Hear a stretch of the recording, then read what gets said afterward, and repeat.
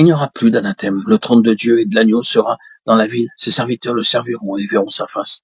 Apocalypse 22, 3, 4. Nous avons parlé du trône et de sa signification qui n'est autre que le gouvernement. Mais là encore, combien cette vérité est vaste et d'une portée considérable. C'est Christ crucifié qui résout tous nos problèmes, qui est réellement maître de toutes les situations.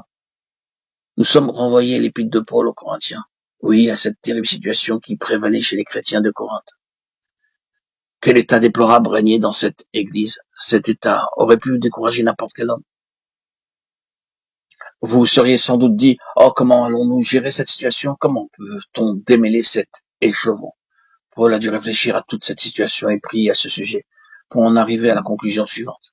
Je n'ai pas eu la pensée de savoir parmi vous autre chose que Jésus-Christ et Jésus-Christ crucifié. 1 Corinthiens 2, 2. Voyons comment Paul a appliqué ce verset. Il applique Jésus-Christ crucifié à leur division, à leur procès en justice, à toute cette situation. Puis il résume le tout par un mot, l'amour. 1 Corinthiens 13. Seul l'amour peut résoudre ce problème, et le résoudra. Tout problème et toute situation peuvent être réglés par l'amour de Dieu en Jésus-Christ exprimé à la croix. Oui, la croix gouverne. La croix, c'est le trône. Ceci étant dit, nous n'avons fait qu'effleurer la question. Quel en sera le dénouement? Je crois que la réponse se trouve au verset 24 du chapitre 21 de l'Apocalypse.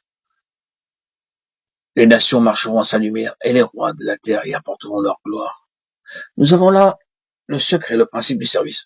Et n'oubliez surtout pas que lorsqu'il est question de principe, le passé, le présent et le futur n'entrent pas en ligne de compte. Cette scène ne doit pas être interprétée dans sa globalité comme appartenant à l'avenir. Il ne faut pas la considérer dans son ensemble comme un simple événement à venir. L'accomplissement est sans doute à venir, mais les principes énoncés sont éternels. Ils se situent toujours dans l'instant présent.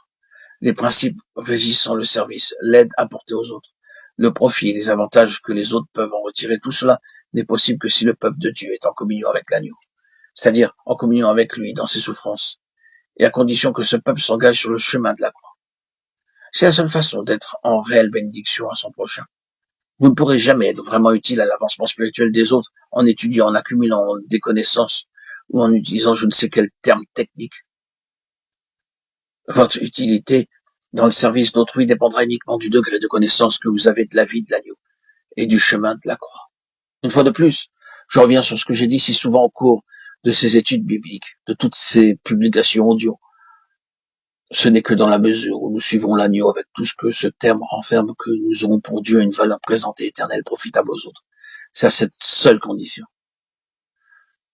Par conséquent, si le Seigneur semble vous faire passer par des souffrances extraordinaires, si vous avez l'impression que vous êtes sur un chemin particulièrement difficile et que la main du Seigneur s'appesantit sur vous, alors, interprétez ces afflictions à la lumière de cette question fondamentale qui apparaît tout au long de la Bible, à savoir que les autres en tireront profit, qu'ils entreront dans la bénédiction grâce aux épreuves que Dieu vous fait traverser. Voilà le vrai chemin du service. Le principe du service, c'est la souffrance. On ne saurait s'y soustraire. Et nous n'avons de valeur que dans la mesure où nous sommes en communion avec lui dans ses souffrances. Je le répète, frères et sœurs en Christ, chers amis, bien-aimés, nous ne pouvons y échapper. C'est une vérité incontournable. Peut-être que certains sont maintenant en mesure de le reconnaître et de voir très clairement que si le Seigneur a pu les utiliser, c'est grâce au chemin douloureux sur lequel il les a placés. Là se trouve l'explication des voies de Dieu. L'agneau est présent partout. Il marque tout de son empreinte et il en résulte finalement quelque chose de précieux pour Dieu. Les nations marcheront en sa lumière. Où que vous posiez les regards en allant du centre à la périphérie, ces nations tirent profit de tout ce qui porte la marque de l'agneau. Dieu est en train de mettre le sceau et l'empreinte de l'agneau sur son peuple. Aussi met-il à part cet instrument, ce vase, ce canal de bénédiction universelle qui lui tient tant à cœur.